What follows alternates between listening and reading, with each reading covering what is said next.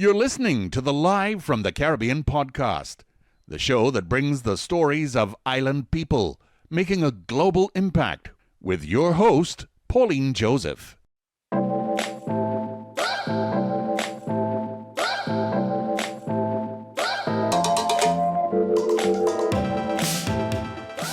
Welcome to another edition of Live from the Caribbean. I am your host, Pauline Joseph, and as you would have realized with previous recordings, I get straight to it.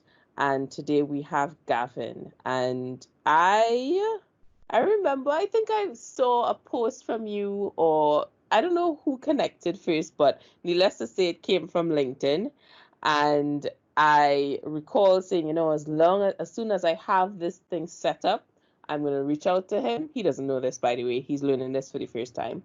And I am going to pull some of his time and ask him all these questions, because I remember seeing a post saying that he was heading to Germany, and he is in the ICT space. So that is a lot of assumptions on my part based on the content that he has on LinkedIn. So I'm going to let him introduce himself to the audience. Gavin, take it away.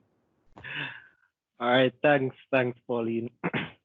Hi, everyone. My name is Gavin Dennis, and I'm originally from Jamaica. I'm a cybersecurity consultant, and I'm currently in Germany. I am also the Director of Strategy, Operations, and People at 𝐺5 Cybersecurity. What does that even mean?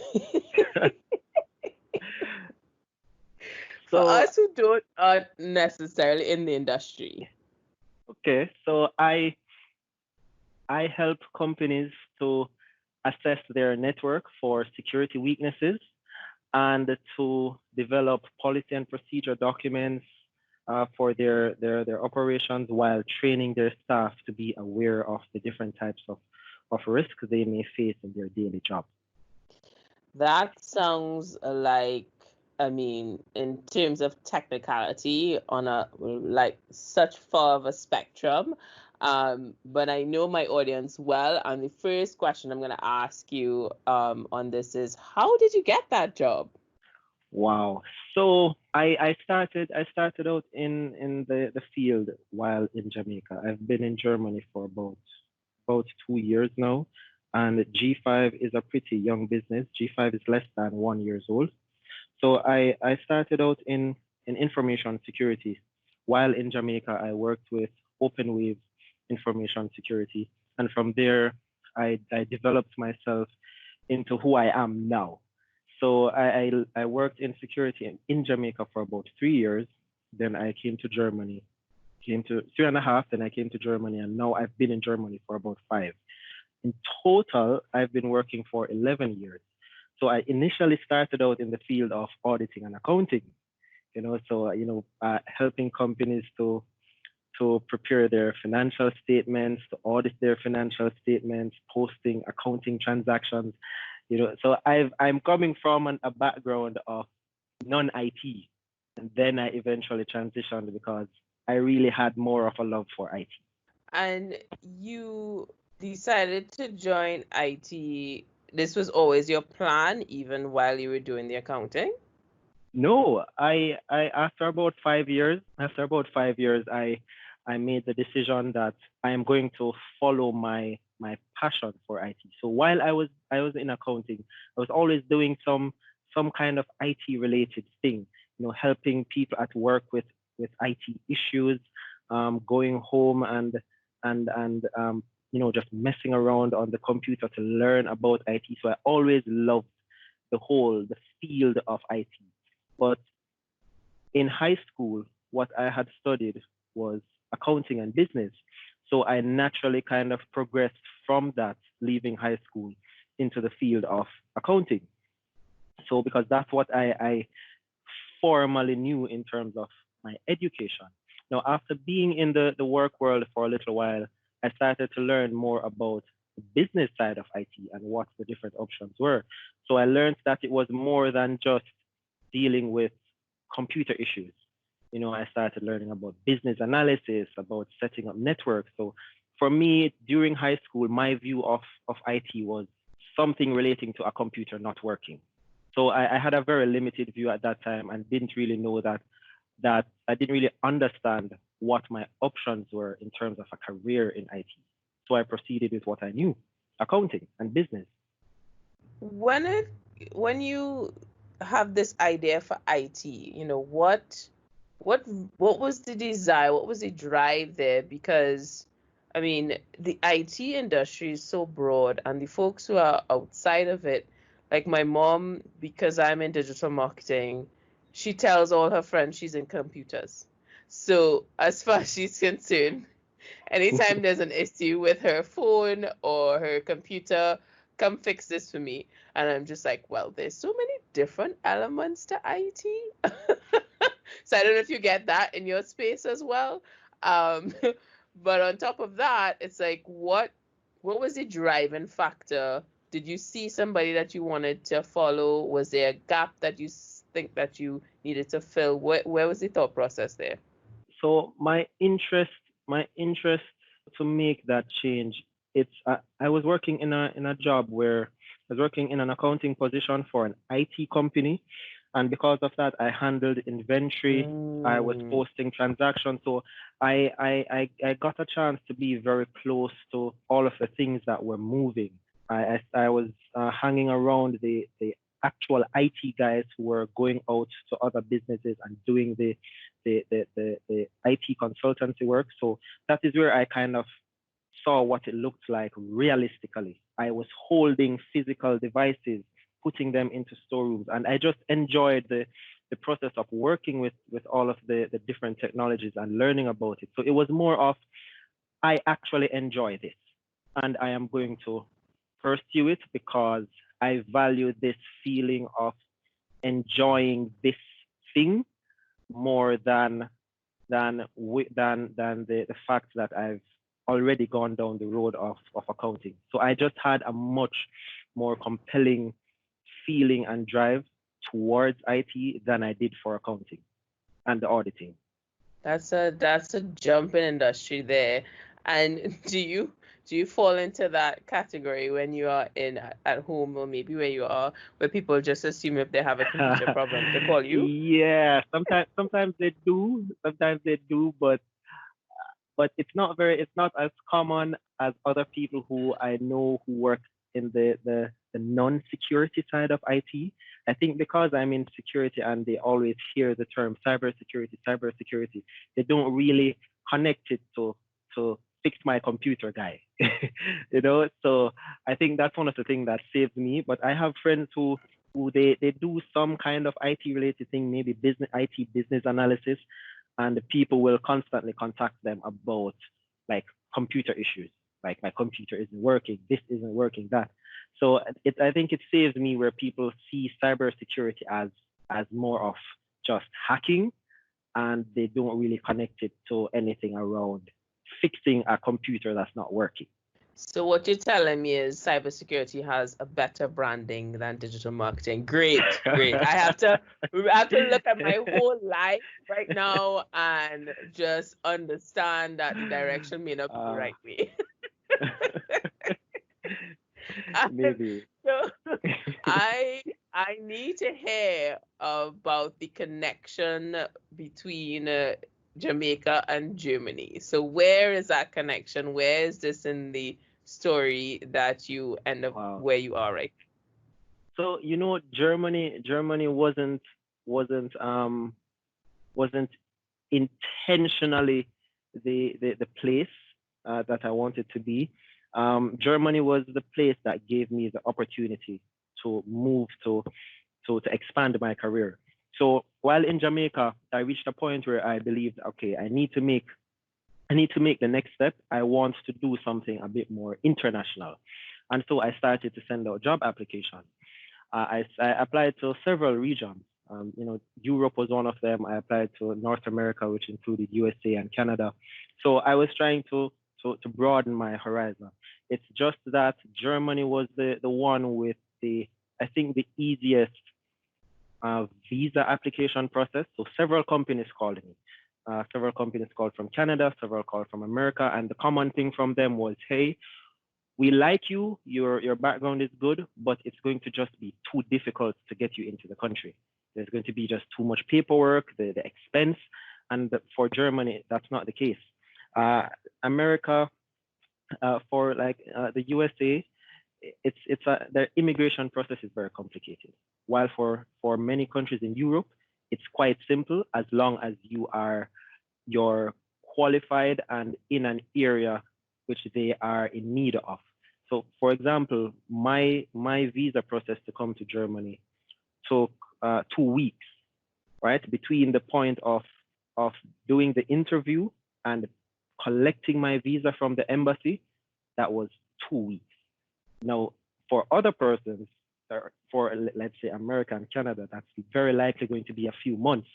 So Germany was just the one that, you know, they were most efficient about moving me towards the direction I wanted to go, giving me the opportunity to come into the country and expand the kind of work that I was doing, kind of companies I was supporting.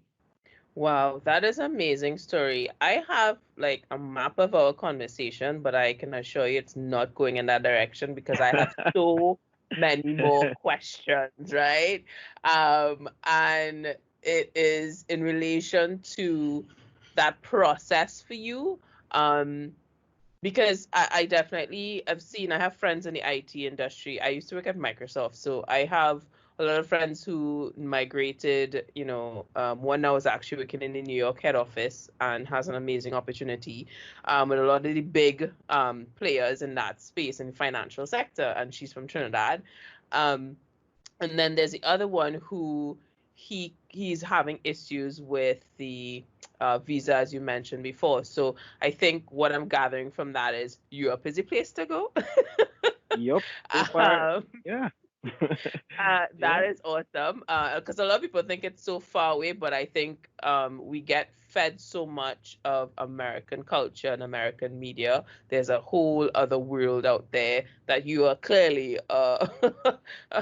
you have seen it and you've been exposed to. And what I want to ask you is, during that process of finding that job, what did you do to, you put out your resume? Was it a case of, attaching your LinkedIn profile? What was that process like of application for jobs? I think what helped me the most was the volume of applications that I sent. Because I know lots of other persons who are, they are qualified, they are applying to jobs, but I think probability wins in terms of the job market. So for me, I think by the time I left, I think I probably sent out maybe like 400 applications. And from that, I think for every 100, I received about 5 or 10 calls. So I think the probability is what helps me the most with finding one that would work out. So several called, but I selected, I had, I think, about 3 different offers, and I selected one. So based on that volume, I think if I applied to less companies, I don't think it would have worked out. Wow. In the timeline that it did. So yeah, a lot of people, they tend to ask me, hey, they want to apply, they want to go overseas. And one of the things I find very common among them, especially the ones who are not getting any calls or interviews, is that they're applying to too few jobs. They're just applying to 10 in a single month and just assuming that, well, something's going to work out. While for those 10 jobs, there are maybe 100 persons applying. So I think the volume of applications has a big effect on whether you'll be successful, especially if you're looking overseas. That is a damn good tip, because I find that relevant in my space of content creation. A lot of people think, let me just post one video and I'm going to become the next influencer on social media. Yeah. But they're not seeing the fact that the person who made it have hundreds and hundreds of videos before they even got there. And that's the same thing what you're saying. I mean, kudos to you on having that consistency and drive to do it, because not everybody does. And that's an amazing story that I'm happy that I'm recording.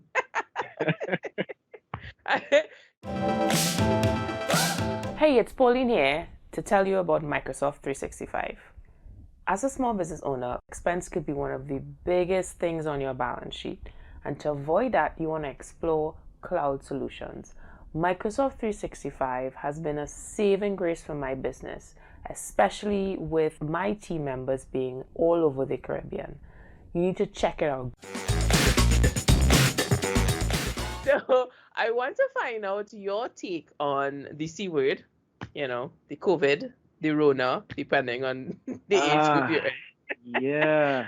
And how it relates to remote working, right? Because we are seeing the big players like Twitter and Facebook announcing the ability to work from home indefinitely. Some folks are saying up to next year. So do you think that it means the human resource department is going to explore external workforce within specific sectors that they may not have thought about before because of this option? So I don't think they have a choice, right? So that's my thing. I don't think they have a choice. I don't think it's up to them. So right now, COVID has been the most influential thing that is causing businesses to move forward with technology, right? So for companies now who don't adopt remote work, that option will be one of the key deciding factors for them getting future employees. Because what people are going to be doing from now on is when they apply to a job, they're going to say to the interviewers, do you offer remote work options? Even if not as a full-time thing, but is remote work available to me if I become an employee? And the companies who do offer that benefit, they are going to be the ones at the top of the best or top companies list to work for. So companies will lose good employees if they don't offer remote work as an option going forward, because people will leave because of it to another company that does. So it's going to be a differentiator in where people work. It is. And do you think that positions that were once considered a localized position, because even now, I think it was sometime earlier this year, someone from a very reputable media company in the States reached out to me for a job. And it was very flattering, especially since I'm not looking for any. And it was a managerial position because they're shifting from, traditional media to digital media, and they were looking for someone to drive that change. And I said, that's interesting. So what are requirements? And one of the requirements were to have that visa, as you mentioned before. And you are in the technology space, and you're in the best space ever because you're in cybersecurity. How is that perception going to change now when it comes to hiring? Because you mentioned earlier those 400 applications were basically dwindled because of the option of visa. But is that going to be now a stipulation? So from my perspective is that the companies who integrate remote work, they are going to win, and the companies who don't, they will lose. So right now, companies especially consulting companies, they want to have the best consultants working for them. And one of the barriers to that in some cases is going through immigration. Now, if they decide to work with someone remotely who is not in the country, they don't have to go through immigration. And as such, they will have a lot less paperwork, a lot less bureaucracy and interactions that they have to do with the government, because the person is not even entering the country. So the companies who look at that kind of benefit and realize that if we take on this remote work thing, then our lives become easier. Those companies are going to be the smartest set, and they are the ones who are going to win. And it will lead to a significant change right across the board as the market becomes more competitive and HR teams are trying to find benefits to offer to people to grab them, or offer to good employees to grab them to work for the company. So So yeah, it's the whole remote work thing. Everything is changing, and remote work is at the front of it. What advice do you have to give to a Caribbean person listening to this who may have lost their job locally and has the capacity and skill set to provide to an international organization? What would be the number one thing you tell them within their search for a global employer? So apply. So use lots of different uh, job application websites. So LinkedIn Jobs, Glassdoor, ZipRecruiter. Use lots of different job application websites because they all have their own benefits. They all kind of have a niche that they target in terms of companies who are advertising jobs. So don't stick to a single job site. For people who might have the resources or they might have some savings and they can experiment with offering their service individually as self-employed, try to take advantage of that and pitch to companies outside, locally and internationally, to say, hey, you offer this service, this is your qualification, work with me, type of thing. So there are lots of companies right now who they would love to work with a freelancer to help them with different things, but they don't really know how to find them, and sometimes they don't have the energy to go through the process of putting out a job ad, reviewing applications, trying to find the best person. Sometimes it's just really convenient for them if someone just sends them a message. That happened to me with one of the jobs I applied for early in my career. They had the opening, but they just didn't have the energy to go through the process at the time, to get HR to create an ad, to review a bunch of applications. And I had called them to express my interest, and it was just like taking away all of that work from them. So their lives just felt easier to find someone who was suitable. So, take different options, apply to a lot of jobs, use different job sites. And if you have the savings, can fund yourself for a little, experiment with offering yourself as a freelancer. That is amazing advice. Almost makes me want to jump on a plane and be like, guys, hire me. Well, as soon as the borders are open. Yeah. But I can attest to that because most of my clients actually are from away. And I jumped on a plane, I went to New Zealand, I went to Miami, and it's just like having that face-to-face obviously is a difficult time right now and it's different, but it's such a huge difference. And I agree with you, as a small business owner, it's hard for me to put out job postings, but if somebody slides into my message and say, hey, I'm a content creator, I'm like, tell me more, so you're preaching the truth there. I am definitely in agreement.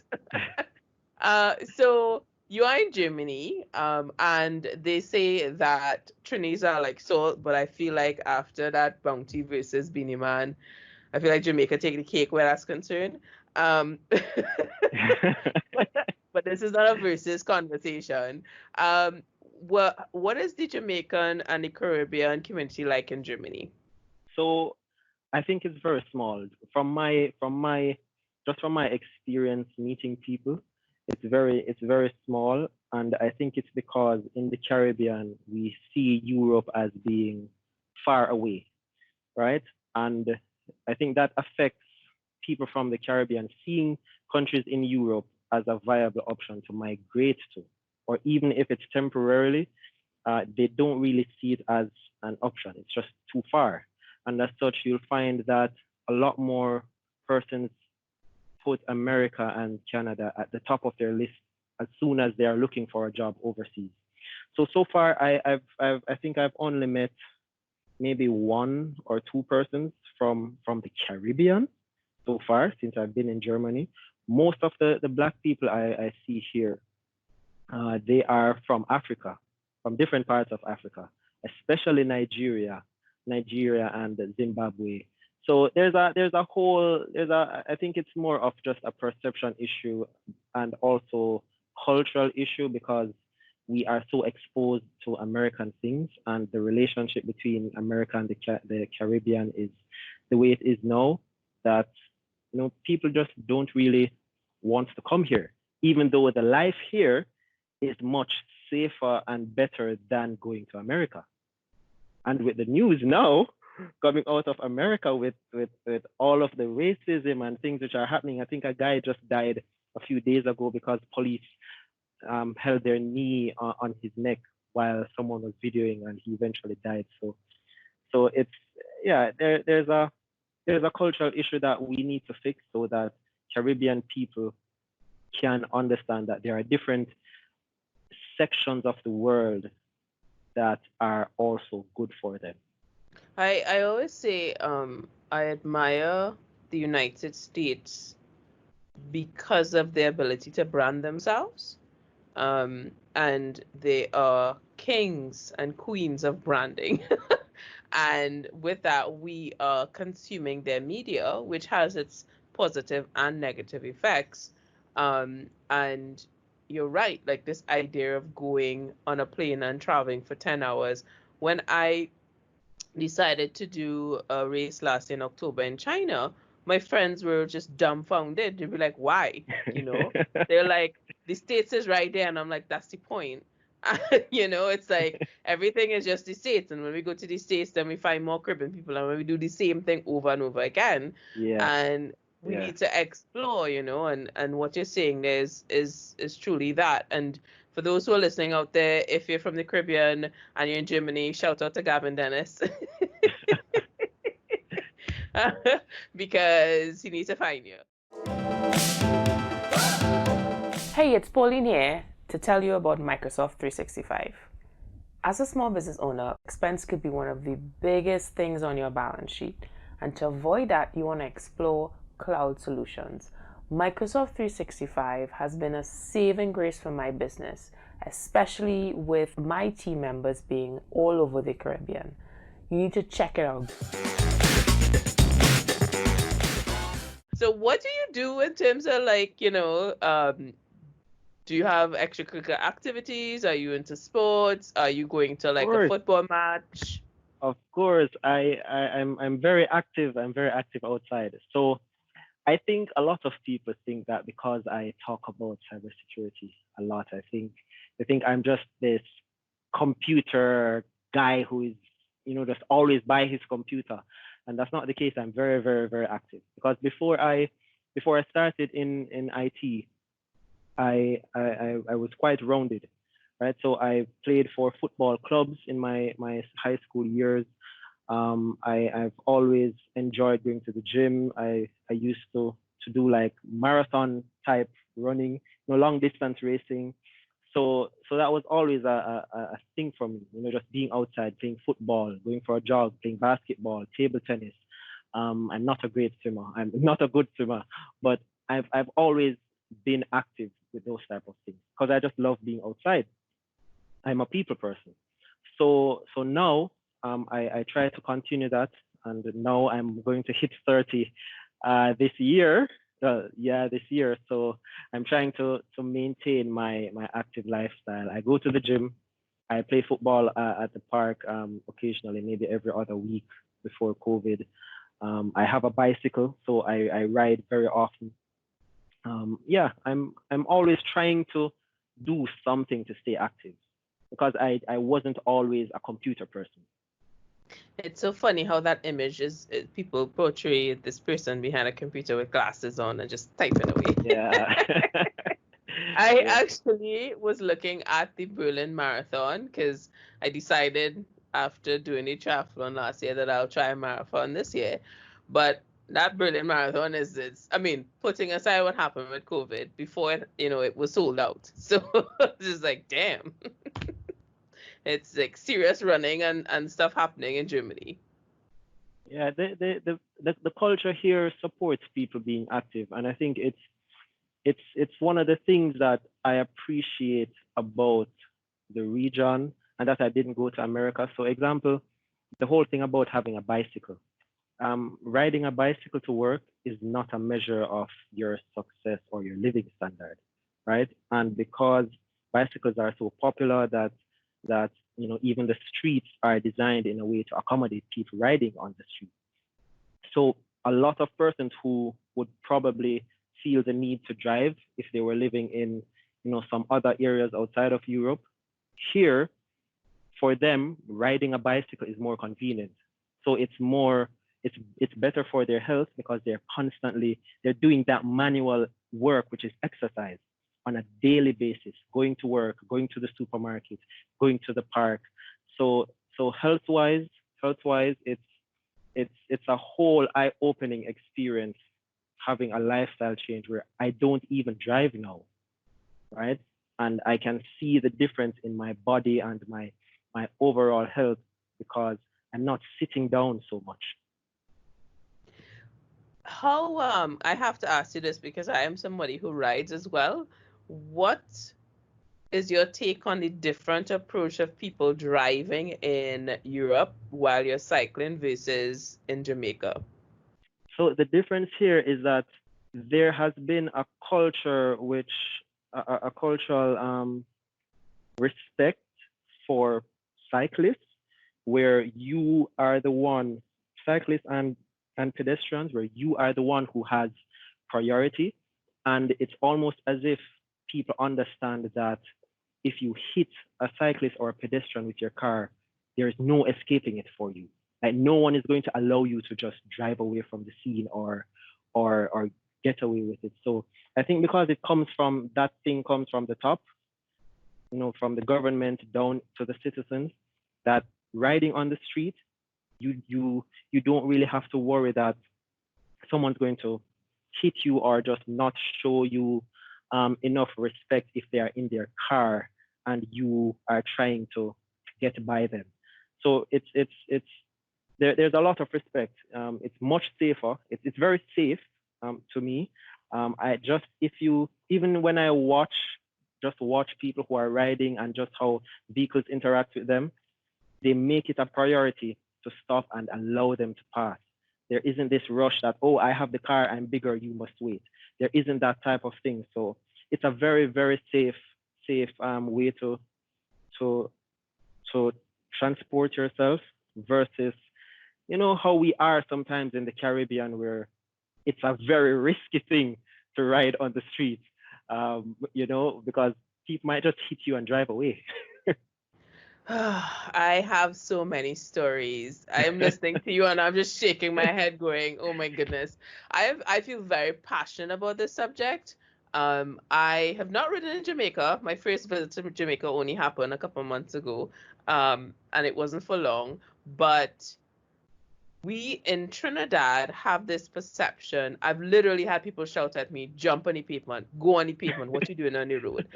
And I have ridden I used to live in England, in London. I've ridden in London. I've ridden in Canada, China, and a few other places, Australia. And you are correct in saying it's a cultural thing and it has to come from the top, because out of the Caribbean islands I've been to, Grenada it wasn't as bad as Trinidad, but it was still questionable. Barbados is one of the kindest ones on the road. And there's this perception for me experiencing in Trinidad where it's kind of like you're not supposed to be part of the road. And the process to me starts from the driver's license. Like from the time you get your permit, that experience, the process to get your permit, need to include the people that you share the road with. And when I got my license in London, I got my bike license in London, it was a 3-month process where you included scenarios of people riding bicycles and pedestrians. That is part of the process. I don't know if it's the same process in Jamaica. How is that to get your license? No, from what I know, there isn't much emphasis on pedestrians and cyclists. I think there's just a very minor section that, well, you should give way to pedestrians and cyclists, but there isn't a strong emphasis on it. And even the way how people drive on the streets and the statistics about motor vehicle accidents, you can tell that there isn't that much respect for cyclists. And also a lot of people don't practice to do it because it is known to be risky. So yeah, Exactly. Oh my God. yeah. I'm so frustrated by this conversation. I understand because even now, thinking about, okay, let's say I go back to Jamaica, there would be such a huge shift in some of the basic things that I can't do because it would just be too risky. Like right now, I can leave at 10 p.m. in the night and ride to the gym, or at any point, almost any time during the day, and I can ride to the gym without thinking about really crime or about being hit by a car. Because there's even bicycle lanes, and even on the pavement, they have some sections where the sidewalk is split between riders and pedestrians. So so just my lifestyle, if I go back to Jamaica now, I have to drive. And right now, I don't have a car for the 2 years that I've been in Germany. I ride a bicycle. I ride a bicycle.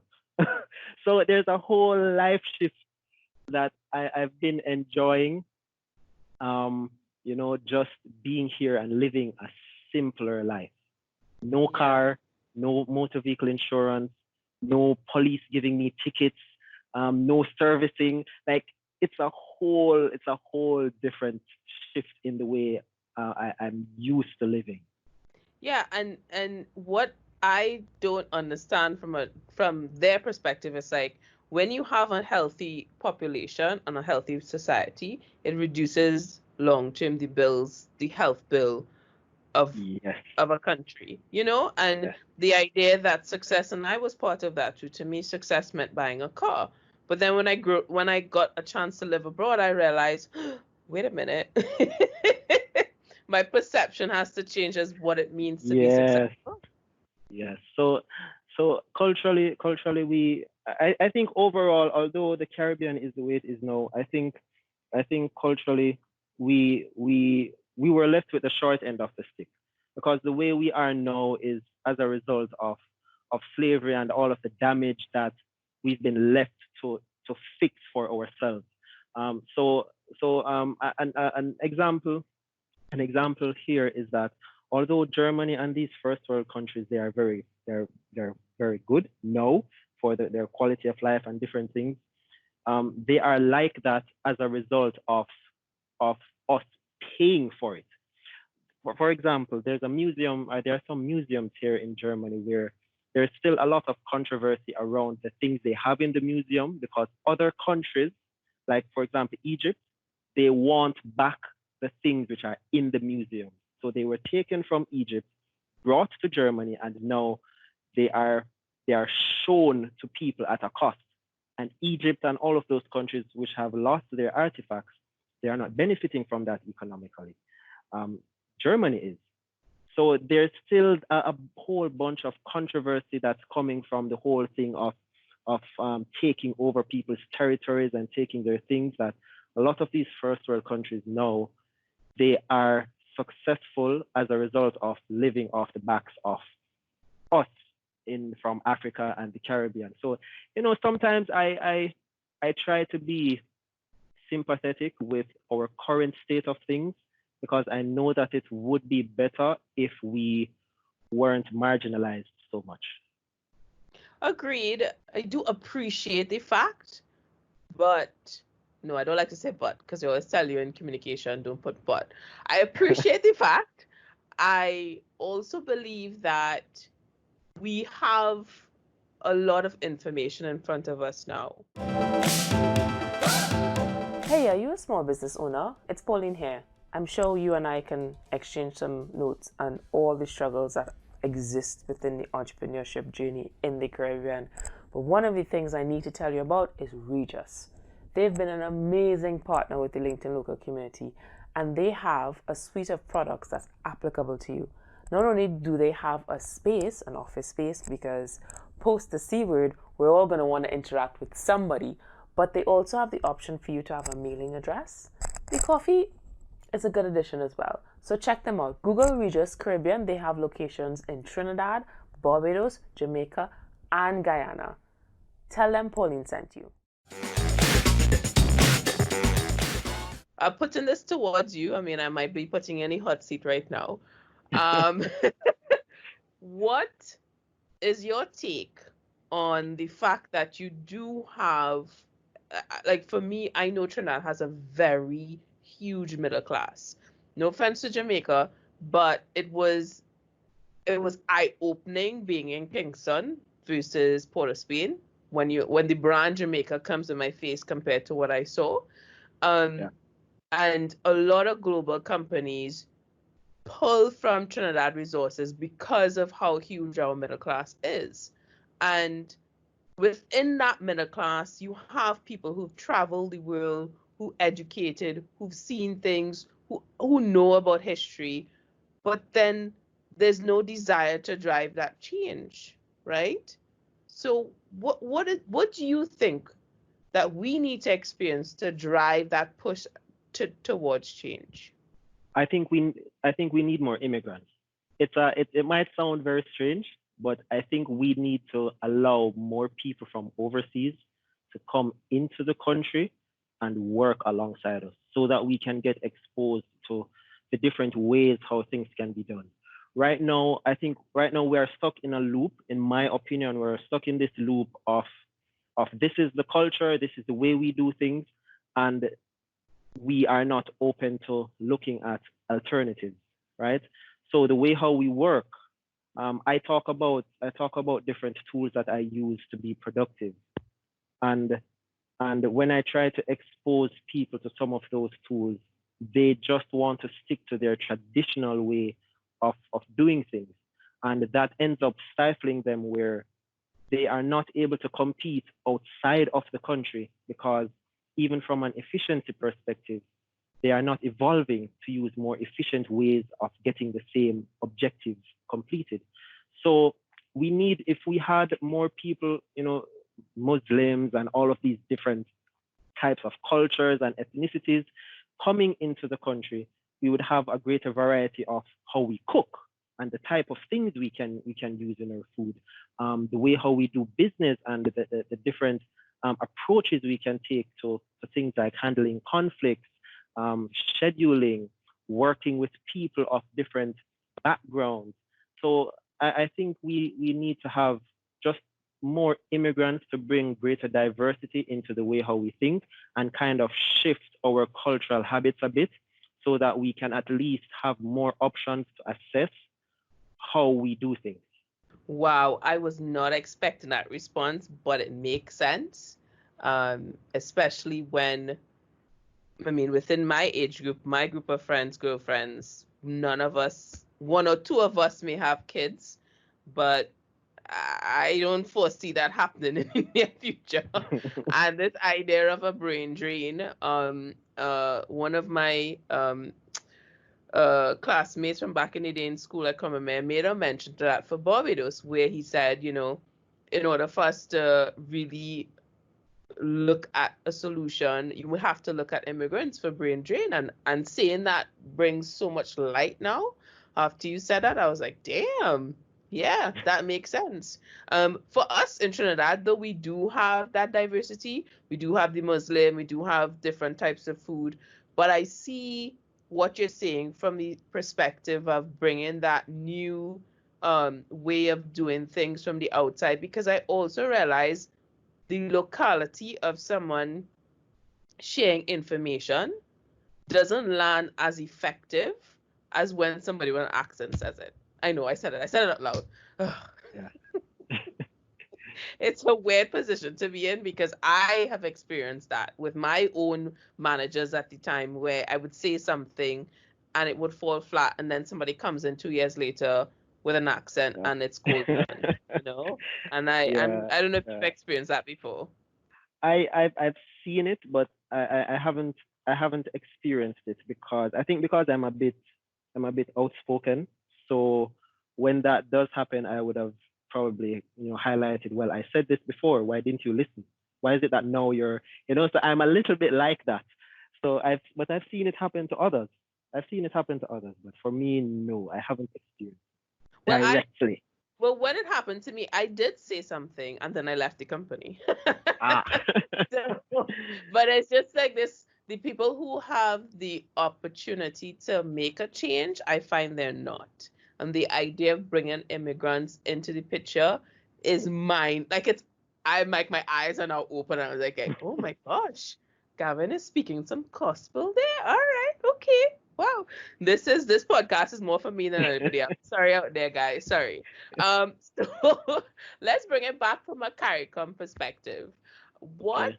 would you do if you were assigned head of CARICOM? You know, what would be the first thing, like what would be on your to-do list? You know, Gavin has been sworn in.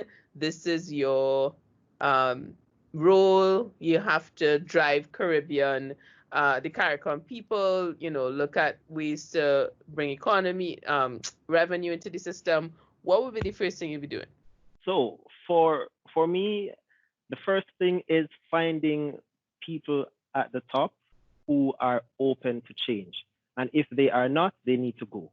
Because one of the biggest issues I think that's stopping us from moving forward is that we have people at the top in the decision-making position who are not supporting this idea. So back to the same principle of, whatever decisions that need to be made, it needs to come from the top. So for me, it's about finding people, assigning people in roles at the top who are open to creating the change that we need in the Caribbean. So all of these people with their 10 and 20 years and they believe that because of that, it means they should be the ones leading whatever is happening. If they are not actually open to creating that change, then they just have to go, and we find others who are open, whether they are younger people or older people, but people who want to actually change. That has been a bit of a pain point for me. People who are stuck in their ways and they just don't want to change. They don't want to take on anything else because it is different from what they are familiar with. And that eventually holds back progress because the people at the top, they have already made it. They've already had, they already have certain type of accomplishments. They may have a house. They have certain types of stability.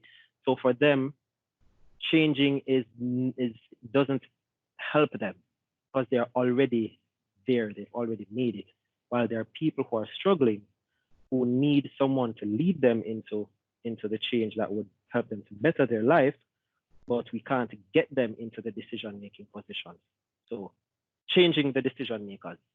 Gosh, I agree. I see that every day for the last 10 years in my industry, I was fooling myself thinking that I was bringing a solution that was going to reduce costs for the organization, and that's all I needed to push and drive, the adoption of my service. And I realized that money is secondary to why people make decisions, and it was such a life lesson for me across the board. And I agree with you, across the private and public sector, that is applicable. That's a moment there. So I gave you too much. no.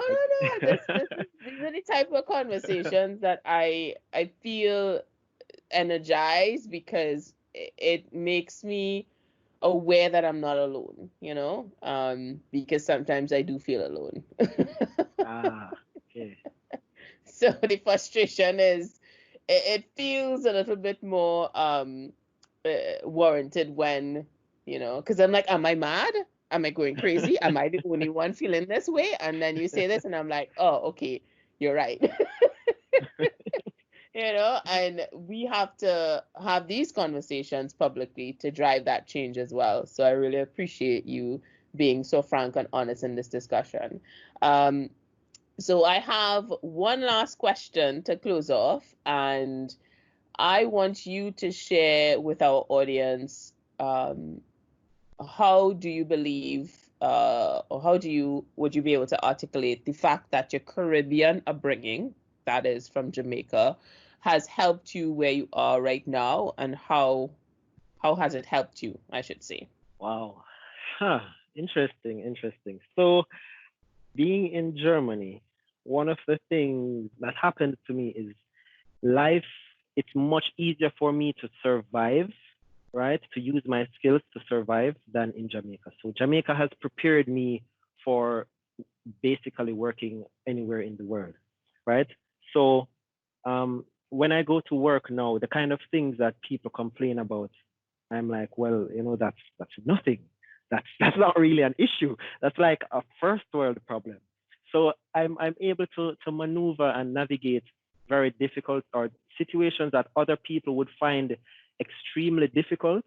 I'm able to maneuver them much easier because while in the Caribbean, I just had to deal with those issues maybe frequently or just at a more deeper level. So coming here and having some very basic things to do, or to me they now seem basic, because Jamaica was almost like a military type training compared to the environment I'm dealing with now. So I barely ever do any kind of overtime, right? So people here complain about things that they're doing just within the work hours, while in Jamaica I had to balance sitting in traffic for 2 hours, going to work and be productive, trying to find time for the gym, then finding time to study. So while here I don't have to really deal with all of that. So for me, it's much easier for me to study. So one of the things that happened is I passed some certifications when I came to Germany, and some of my colleagues, they were like, how did you do it? And I'm like, well, I have so much time. I have so much time now compared to the time I used to have. So it was very easy to study. But to them, because they are in this first world type lifestyle from birth, for them it's harder to accomplish certain type of things or deal with certain types of obstacles, because they've just been cultured in an easy type of lifestyle. Wow. So for employers out there, did you hear that? The Caribbean people, we are going to just mesh right into your environment and you don't have to worry about us. That's awesome. Okay, so for those who want to find Gavin Dennis, where do they go? So they can find me online at gavindennis.com. Right, that's my main personal professional website. I have several other websites that I operate, but that is where you will find me. I'm also on social media, on LinkedIn, Twitter, Instagram. For Twitter, Instagram, and Facebook, it's Hacking Gavin. For Twitter and Instagram. I think Facebook is Gavin Dennis Security. And on LinkedIn, I'm Gavin Dennis. And I post a bunch of things about security and my opinions on life and business. So once you do a Google search and say Gavin Dennis Jamaica, you will definitely find me. Also, didn't you start a group of some kind around cybersecurity? I mean, yeah. now the time for Gavin, come on. So I started, I co-founded a group called Caribbean Cyber Support Team and Women in InfoSec Caribbean. So CCST, short for Caribbean Cyber Support Team, that's a group on Discord for Caribbean people working in IT. Right now, I think we have over 400 members from the Caribbean, and they are spread out internationally. So no matter where you are in the world now, as long as you're from the Caribbean and you're interested in IT or working in IT, you can join that group. And it's CaribbeanCST.org. And can all of this be found on Gavin Dennis' website as well? Yes, it's also linked on my website. The group is now an initiative of the G5 Cybersecurity Foundation, and the foundation is registered in Jamaica. So once you search for CCST Gavin Dennis or the Gavin Dennis Foundation or the G5 Cybersecurity Foundation, you will eventually see a link on the website for CCST or Caribbean Cyber Support Team. Or you can just send me a message on any of my social media channels and I'll share the link to join the group. Right. And well, your name itself has your own your website, which is gavindennis.com. And thank you so much for sharing your time today. And for those listening, definitely go and follow him in all things cybersecurity on LinkedIn, because that's where I get my information. And join us next week when we have a new episode of Live from the Caribbean. Thanks, Pauline, and thanks everyone for listening to this podcast. Stay tuned and listen to more from Pauline. Thank you. Thanks for joining us this week. Make sure to subscribe in iTunes, Google Podcast, or wherever you listen for your podcasts. Don't forget to join the community at our website, LinkedInLocalCaribbean.com. If you liked this show, you might want to check out our next LinkedIn Local event by following the hashtags on LinkedIn. Search for hashtag LinkedIn Local Caribbean.